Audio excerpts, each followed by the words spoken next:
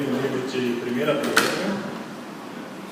capítulo 5, versículo 6. 1 Pedro, capítulo 5, versículo 6.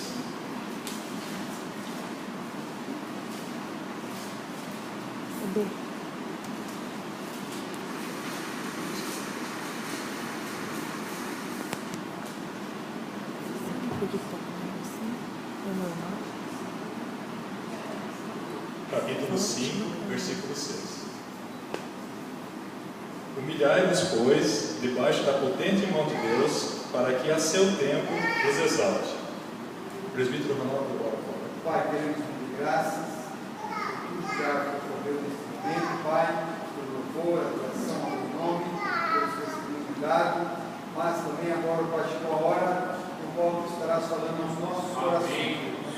O teu servo, Pai, Pedro André, já está preparado, já, Senhor Jesus, para entregar aquilo que tem testificado no seu coração, que ele possa transmitir com sabedoria, com autoridade, na instrumentalidade do Espírito Santo, Pai. Assim clamamos por tua bênção, em nome de Jesus. Amém.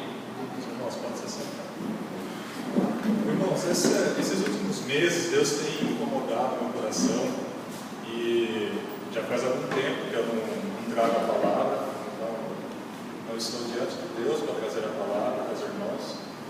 E Deus tem me incomodado e falado repetidas vezes, né? Você tem que mudar isso, você tem que mudar isso, você tem que mudar esse ponto na sua vida. E chegou num ponto, nos últimos 20 dias, 15 dias, Deus falou muito forte no meu coração: você vai falar sobre isso para a igreja. Mas, Senhor, eu nem estou pregando, né? Estou pregando, estou só dando aula na escola bíblica, mas o Senhor falou claramente para mim em oração. Ele falou assim: fale do caráter que o crente tem que ter. Não é o crente nas coisas do mundo, não é o crente nas coisas superficiais, não é o crente no seu trabalho, não é o crente no seu esforço, no seu eu, né? Não é o crente nos seus estudos, aquele que confia somente nas coisas que ele mesmo pode fazer, mas é o crente em Jesus Cristo. Um crente naquele que morreu na cruz pelos nossos pecados e que pode fazer tudo, pode mudar tudo na nossa vida. Ele pode estar passando por um momento agora, passando por um momento difícil nessa semana, chegar até sexta-feira, como foi dito aqui, nos últimos minutos da sexta-feira, e Deus dá o livramento. Amém? O que eu queria falar para os irmãos era fazer uma comparação com a vida de Pedro, para mostrar para os irmãos que Pedro, vocês já conhecem, era um homem rústico, um homem que era difícil. Várias vezes ele foi repreendido por Jesus, foi repreendido por outros discípulos, né? E Pedro, mas ele sempre estava querendo fazer o melhor para Jesus, né? Pedro foi uma das únicas testemunhas de todo o ministério de Jesus. Ele, desde o começo, que Jesus saiu para chamar seus discípulos, né? Jesus já chamou a Pedro, né? Encontrou com Pedro, encontrou com André e os chamou, falou: vem e me segue. Então Pedro, ele poderia também ter a confiança dele, que era o quê? Na pescaria, né? Ele era um ótimo pescador, né? Ele fazia aquilo desde criança, vamos imaginar, a palavra não fala, mas ele era um excelente pescador, né? Então Pedro lançava a rede e esperava pegar os melhores peixes, né? E um dia, Jesus andando, né, pelo mar da Galileia, ele vê Pedro, né, e diz para ele, né: vinde após mim e eu vos farei pescadores de homens. Então, aquele momento, aquele é um chamado para Pedro. Daquele momento em diante, a vida de Pedro começa a mudar completamente. Até aquele dia, até aquele momento dele encontrar com Jesus, ele poderia confiar na rede, como ele lançava a rede, até que parte do mar ele chegava com o barquinho dele, com as pessoas que o ajudavam naquele barco, né? Ele poderia confiar em várias coisas, né? Mas naquele momento em diante, passa a seguir a Jesus e a escutar a Jesus. E imagina no coração dele, irmãos, que quando Jesus fala assim, né, faz essa comparação: vinde após mim e eu vos farei pescadores de homens, né?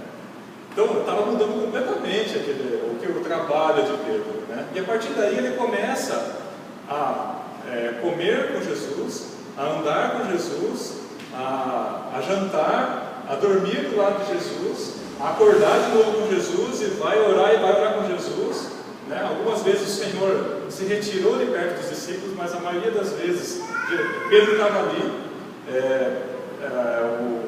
Os estudiosos da palavra de Deus acreditam que Marcos, né, escreveu o livro baseado em muitos relatos de Pedro.